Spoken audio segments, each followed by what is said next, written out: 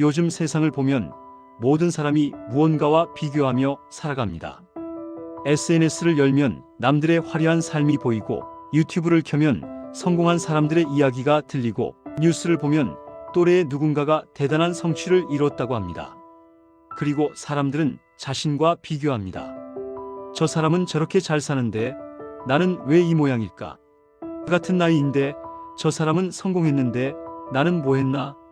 다들 행복해 보이는데 왜 나만 불행할까? 끊임없는 비교, 끝없는 열등감, 멈추지 않는 자괴감. 요즘 젊은 세대의 입에서는 이런 말들이 자주 들립니다. 나는 루저야. 나는 실패자야. 나는 쓸모없는 사람이야. 왜 그들은 이렇게까지 자신을 비하할까요? 바로 비교 때문입니다. 자신을 남과 비교하고 그 비교 속에서 자신의 가치를 찾으려 하기 때문입니다. 하지만 여러분은 달랐습니다. 여러분이 살아오신 시절을 떠올려 보십시오. 물론 가난한 사람도 있었고 부자도 있었습니다. 공부 잘하는 사람도 있었고 그렇지 못한 사람도 있었습니다. 하지만 여러분은 그것으로 자신의 가치를 재단하지 않으셨습니다. 이웃집이 더 큰 집에 살아도, 친구가 더 좋은 옷을 입어도, 동창이 더 높은 자리에 올라도 그 사람은 그 사람이고 나는 나다라고 생각하셨습니다. 왜냐하면 여러분은 알고 계셨으니까요. 사람의 가치는 비교로 정해지는 것이 아니라 각자가 자기 자리에서 최선을 다하는 데 있다는 것을. 19세기 독일의 철학자 아르투어 쇼펜하우어는 이렇게 말했습니다. 인간의 불행은 자신의 처지에서 오는 것이 아니라 다른 사람과의 비교에서 온다. 가진 것이 적어도 비교하지 않으면 만족할 수 있지만 아무리 많이 가져도 남과 비교하면 불행해진다. 쇼펜하우어는 부유한 집안에서 태어났습니다. 아버지는 성공한 상인이었고 어머니는 유명한 작가였습니다.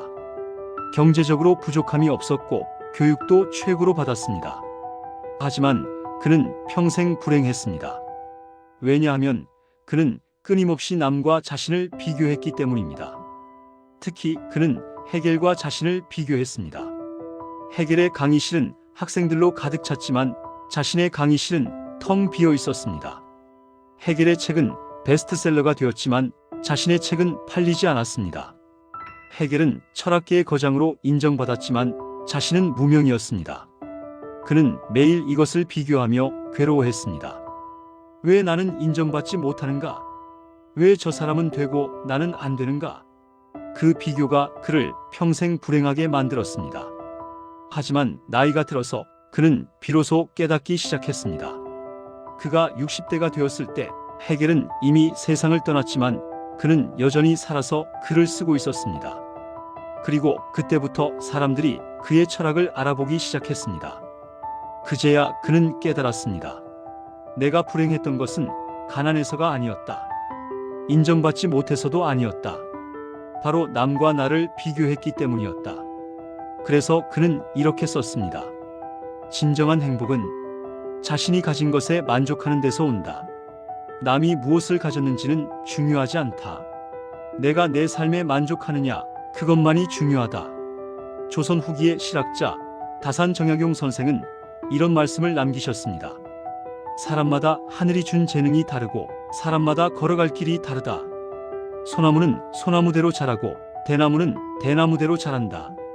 소나무가 대나무를 부러워할 이유가 없고 대나무가 소나무를 흉내낼 필요가 없다. 정약용 선생도 비교의 유혹을 받으셨습니다. 젊은 시절 선생은 정조 임금의 총애를 받는 신하였습니다. 승승장구하며 높은 자리에 올랐고 나라의 큰일을 맡았습니다. 하지만 정조가 승하하고 하루아침에 모든 것을 잃으셨습니다. 유배를 가셨을 때 선생과 함께 일했던 동료들은 여전히 조정에 남아 있었습니다. 그들은 계속 승진했고 권력을 키워갔고 부와 명예를 누렸습니다. 반면 선생은 전라도 강진의 외딴 땅에서 가족도 없이 홀로 지내셨습니다. 비교하지 않을 수 있었을까요? 당연히 비교가 되었을 것입니다. 저들은 저렇게 잘 나가는데 나는 이 꼴인가? 같은 시기에 벼슬을 했는데 운명이 왜 이리 다른가? 하지만 선생은 그 비교의 늪에 빠지지 않으셨습니다. 선생은 일기에 이렇게 쓰셨습니다. 남의 길은 남의 길이요, 내 길은 내 길이다. 저들은 조정에서 저들의 역할을 하고 나는 이곳에서 나의 역할을 할 뿐이다. 어느 것이 더 나은지는 하늘만이 아신다. 그렇게 선생은 자신과 화해하셨습니다. 조정의 대신과 자신을 비교하지 않으시고 유배지에서의 자신을 받아들이셨습니다. 그리고 그 자리에서 자신이 할 수 있는 최선을 다하셨습니다. 책을 읽고 글을 쓰고 제자를 가르치고 18년이 지나고 나서 선생이 남기신 500여 권의 저술은 조정의 어떤 대신도 이루지 못한 업적이 되었습니다. 만약 선생이 남들과 자신을 비교하며 열등감에 빠져 계셨다면 어땠을까요? 아마 그 긴 세월을 원망과 자괴감 속에서 보내셨을 것이고 그 위대한 학문적 성취도 없었을 것입니다. 여러분도 마찬가지였습니다.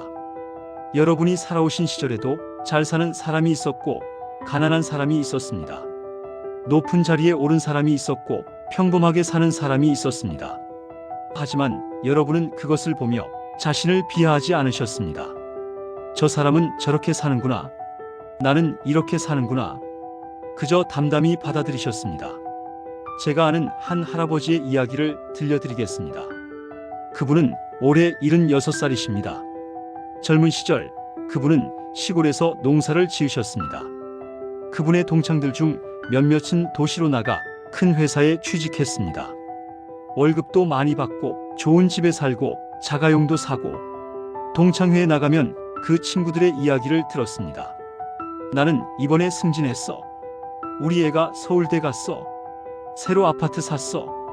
그분은 그저 듣기만 하셨습니다. 본인은 여전히 농사를 짓고 있었고 여전히 시골집에 살고 있었고 여전히 가난했습니다. 제가 여쭤봤습니다. 그때 친구들과 비교되지 않으셨어요? 부럽지 않으셨어요? 그러자 할아버지가 천천히 말씀하셨습니다. 부럽지 않았다고 하면 거짓말이지. 물론 부러웠어. 하지만 말이야, 부러워한다고 해서 내 처지가 바뀌는 건 아니잖아. 그 친구들은 그 친구들 인생이 있고 나는 내 인생이 있는 거지. 나는 농사꾼이야. 흙을 만지고 씨를 뿌리고 추수를 하는 사람. 그게 내 삶이고 나는 그 삶에 만족했어. 도시에서 월급 받으며 사는 것도 좋겠지만 이렇게 흙을 밟으며 사는 것도 나쁘지 않더라고. 요즘 젊은 사람들 보면 맨날 남들과 비교하며 불행해하더라. 누구는 이렇게 벌었는데 나는 왜 이것밖에 못 버나? 누구는 이렇게 사는데 나는 왜 이 모양인가? 그러면서 평생 불행하게 살아. 하지만 행복은 남과의 비교에서 오는 게 아니야. 내 삶을 받아들이는 데서 오는 거지. 여러분, 들으셨습니까? 행복은 남과의 비교에서 오는 게 아니라 내 삶을 받아들이는 데서 온다. 이것이 바로 핵심입니다. 요즘 세상은 끊임없이 비교를 부추깁니다. SNS는 남들의 가장 좋은 순간만 보여주고 광고는 이것을 가져야 행복하다고 말하고 뉴스는 성공한 사람들의 이야기만 다룹니다. 그래서 사람들은 착각합니다. 다들 나보다 잘 살고 있다. 나만 뒤처지고 있다. 나는 실패자다. 하지만 그것은 착각입니다. SNS에 올라온 화려한 사진 뒤에는 평범한 일상이 있습니다. 성공한 것처럼 보이는 사람도 나름의 고민과 어려움이 있습니다. 행복해 보이는 사람도 보이지 않는 곳에서 눈물을 흘립니다. 하지만 요즘 사람들은 그것을 보지 못합니다. 겉으로 보이는 것만 보고 그것과 자신을 비교합니다. 그리고 스스로를 비참하게 만듭니다. 쇼펜하우어는 이런 말도 남겼습니다. 다른 사람의 의견으로 자신의 행복을 결정하는 것은 어리석다. 남들이 나를 어떻게 보는지가 중요한 것이 아니라 내가 나를 어떻게 보는지가 중요하다. 요즘 사람들은 남들의 시선에 너무 민감합니다. 남들이 나를 어떻게 볼까? 남들이 나를 루저로 볼까? 남들이 나를 비웃을까? 그래서 있지도 않은 것을 있는 척하고 잘 살지도 않으면서 잘 사는 척하고 행복하지도 않으면서 행복한 척합니다. SNS에는 화려한 사진을 올리지만 실제 삶은 텅 비어 있습니다. 반면 여러분은 달랐습니다. 여러분은 남들의 시선을 크게 신경 쓰지 않으셨습니다. 가난하면 가난한 대로, 평범하면 평범한 대로, 그저 있는 그대로 사셨습니다. 남들이 뭐라고 하든 나는 나야. 이런 태도로 살아오셨습니다. 그래서 여러분은 진짜 행복을 아셨습니다. 남과 비교하며 얻는 가짜 행복이 아니라 자신의 삶에 만족하는 진짜 행복을. 정약용 선생은 이런 글도 남기셨습니다. 큰 집에 사는 것이 행복이 아니요. 작은 집이라도 가족이 함께 있으면 그것이 행복이다. 높은 자리에 오르는 것이 성공이 아니요. 낮은 자리에서라도 자기 역할을 다하면 그것이 성공이다. 많이 가진 것이 부자가 아니요. 적게 가져도 만족하면 그것이 진정한 부자다. 여러분은 이미 이것을 알고 계셨습니다. 큰 집은 없어도 가족이 함께 모여 밥을 먹는 그 순간이 행복이라는 것을. 높은 자리는 없어도 자기 일을 묵묵히 해내는 것이 자랑스러운 일이라는 것을. 많이 가지지는 못했어도 있는 것에 감사하며 사는 것이 풍요로운 삶이라는 것을. 숲을 보십시오. 숲에는 큰 나무도 있고 작은 나무도 있습니다. 소나무도 있고 참나무도 있고 단풍나무도 있습니다. 그런데 작은 나무가 큰 나무를 보며 나는 왜 이렇게 작을까 하고 비관합니까? 단풍나무가 소나무를 보며 나는 왜 소나무가 아닐까 하고 괴로워합니까? 아닙니다. 각자가 자기 자리에서 자기 모습대로 자라날 뿐입니다. 그리고 그 모든 나무가 모여 아름다운 숲을 이룹니다. 사람도 마찬가지입니다. 각자가 다른 재능을 가지고 태어났고 각자가 다른 길을 걸어가고 각자가 다른 삶을 삽니다. 그것을 비교할 필요가 없습니다. 여러분께 하고 싶은 말씀이 있습니다. 혹시 지금도 나는 이것밖에 이루지 못했다. 다른 사람들은 더 잘 살았는데 이런 생각을 하고 계신가요? 그렇다면 제발 그런 생각은 멈춰 주십시오. 여러분의 삶은 비교의 대상이 아닙니다. 여러분은 여러분만의 길을 걸어오셨고 여러분만의 방식으로 살아오셨고 여러분만의 가치를 만들어 오셨습니다. 그것이 남보다 화려하지 않다고 해서 가치가 없는 것이 아닙니다. 그것이 남보다 크지 않다고 해서 의미가 없는 것이 아닙니다. 들꽃을 보십시오. 화려한 장미보다 작고 우아한 백합보다 소박합니다. 하지만 들꽃은 들꽃만의 아름다움이 있습니다. 바람에 흔들리면서도 꿋꿋이 피어나는 모습, 아무도 돌보지 않아도 스스로 자라나는 모습, 작지만 들판 가득 피어나 풍경을 만드는 모습. 이것이 들꽃의 가치입니다. 여러분도 그렇습니다.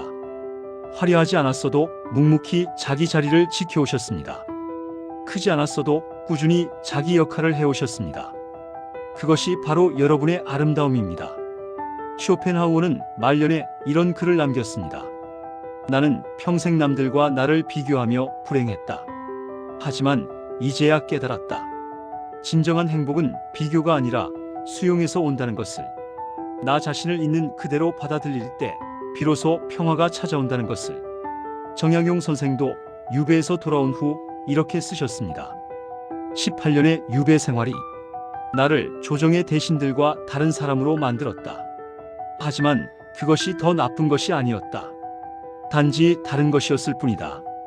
그들은 그들의 길을 갔고 나는 나의 길을 갔을 뿐이다. 두 분 모두 비교를 멈추고 자신을 수용했을 때 진정한 평화를 찾으셨습니다. 여러분은 이미 그것을 알고 계셨습니다. 여러분이 쌓아온 것들을 보십시오. 남들보다 큰 집은 아니어도 그 집에서 자라난 자식들이 있습니다.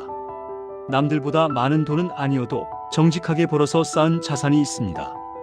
남들보다 높은 자리는 아니어도 믿음직한 사람이라는 평판이 있습니다. 이 모든 것이 비교할 수 없는 여러분만의 가치입니다. 비교의 시대가 왔습니다. 모두가 남과 자신을 비교하고 모두가 열등감에 시달리고 모두가 나는 부족하다고 생각합니다. 하지만 여러분은 다릅니다. 여러분은 자신과 화해하셨고 자신의 삶을 받아들이셨고 자신의 가치를 알고 계십니다. 그것이 바로 여러분의 힘입니다. 젊은 세대는 그것을 모릅니다. 그들은 끊임없이 비교하며 끊임없이 자신을 비하하며 끊임없이 불행해합니다. 하지만 여러분은 그들에게 보여줄 수 있습니다. 비교하지 않고도 행복할 수 있다는 것을. 있는 그대로의 자신을 사랑할 수 있다는 것을. 여러분이 평생 걸어온 그 길은 남들의 길과 달랐을지 모릅니다. 더 험했을 수도 있고 더 더뎠을 수도 있습니다. 하지만 그것은 여러분만의 길이었습니다. 그리고 그 길 위에서 여러분은 여러분만의 이야기를 만들어 오셨습니다. 그 이야기는 남과 비교할 수 없는 오직 여러분만의 것입니다. 비교의 시대가 왔지만 여러분은 그 비교에 휘둘리지 않으셨습니다. 여러분은 자신의 삶을 살아오셨고 자신의 가치를 지켜오셨고 자신과 화해하며 살아오셨습니다. 그것이 바로 여러분의 삶입니다. 그것이 바로 옳은 삶이었습니다. 모두가 남을 부러워하는 이 시대에 여러분의 만족은 오히려 빛이 됩니다. 모두가 자신을 비하하는 이 시대에 여러분의 자기 수용은 오히려 희망이 됩니다. 오늘도 하루를 살아내신 여러분께 깊은 존경과 감사를 드립니다. 여러분이 있는 그대로의 자신을 받아들이며 살아온 그 삶이 이 비교의 시대에 가장 아름다운 것입니다. 비교하지 마십시오. 여러분의 삶은 그 자체로 충분히 가치 있습니다. 고맙습니다.